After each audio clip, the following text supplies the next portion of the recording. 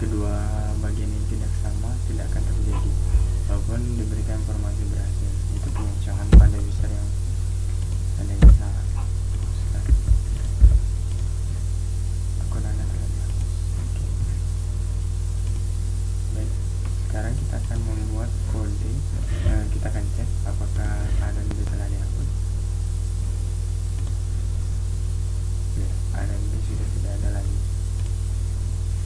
Baik, itu sedikit tricky bagaimana caranya kita dari form sebelumnya menuju form selanjutnya dan kembali lagi ke form berikutnya.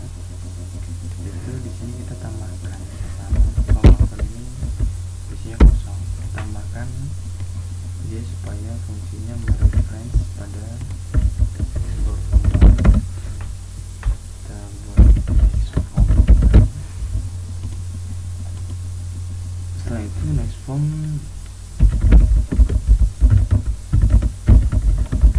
akses melalui sebuah variabel lagi other form, di mana other form tersebut merupakan variabel private.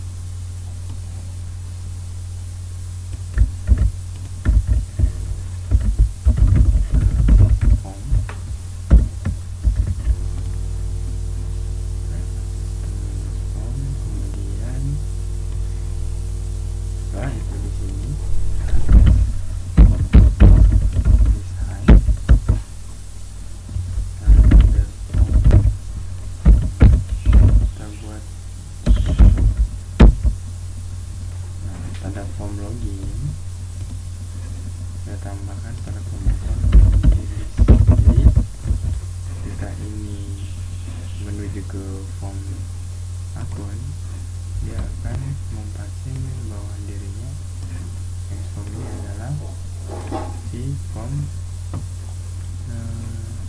login. Tadi sebelumnya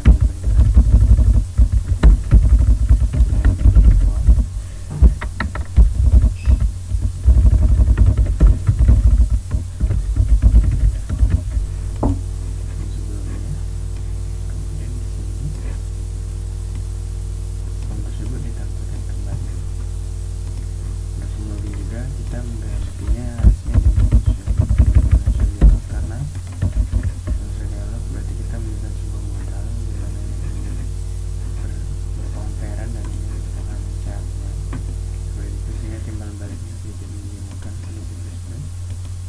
Jadi ini harus show saja dan ini di hide kan, tidak di close kan, walaupun hide ini sebenarnya hanya invisible view bagi user, namun pada sistem dan berbeda close sama sekali. Baik, kita coba jalankan.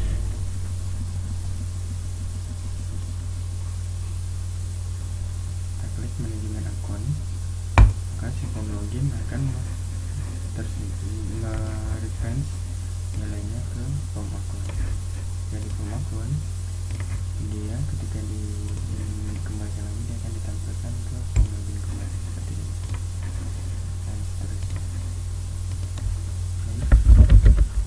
Sekarang kita akan coba. Sekarang kita tinggal masuk kepada form utama dan kita akan mengisi kode-kode berikut ini untuk hapus, ubah dan simpan seperti halnya dengan manajemen akun yang telah saya tutorialkan sebelumnya. Itu diisi, namun tinggal diganti dengan kolom-kolom tabelnya dan nama tabelnya. Begitu dengan daftar pembeli dan daftar transaksi. Pada daftar barang pembeli, mari kita laksanakan, kita buat programnya. Kita masuk ke form utama.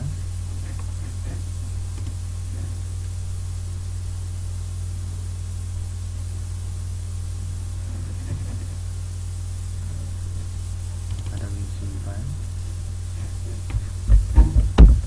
silakan. Menu simpan sama seperti yang tadi, yaitu insert into menggunakan perintah insert into. Kita copy saja.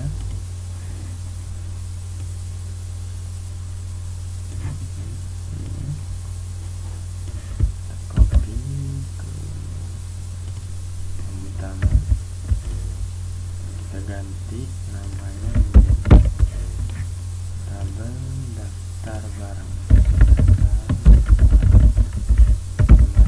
kolom-kolomnya adalah tabel kode barang, nama barang, harga barang, dan stok barang.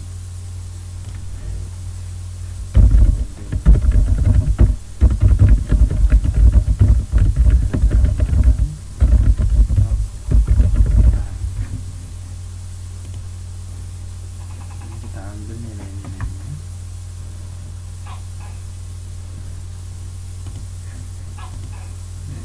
Satu, dua, tiga, dan 4. Kafalnya kita berurut dari textbook 1, textbook 2, kita copy saja. 3 dan 4. Hal ini juga nanti akan dilakukan pada daftar pembeli. Oleh karena itu untuk tutorial ini saya skip pengisian.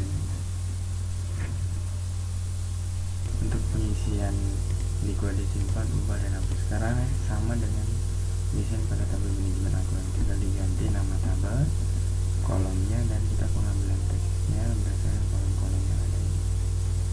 Juga dengan ubah, menggunakan tag, dan hapus segala. Dan pada tabel daftar pembeli juga sama akan dilakukan. Nanti berikutnya akan ada tambahan untuk daftar transaksi. Itu akan saya tutorialkan lagi. Baik, dulu saya akan menyelesaikan ini dulu, mengisi isinya. Baik, setelah diubah seperti ini bentuknya, pada simpan saya ganti simpan tadi adalah nama tabel, kemudian kolomnya disesuaikan, dan pengambilan nilainya juga disesuaikan dengan teksnya.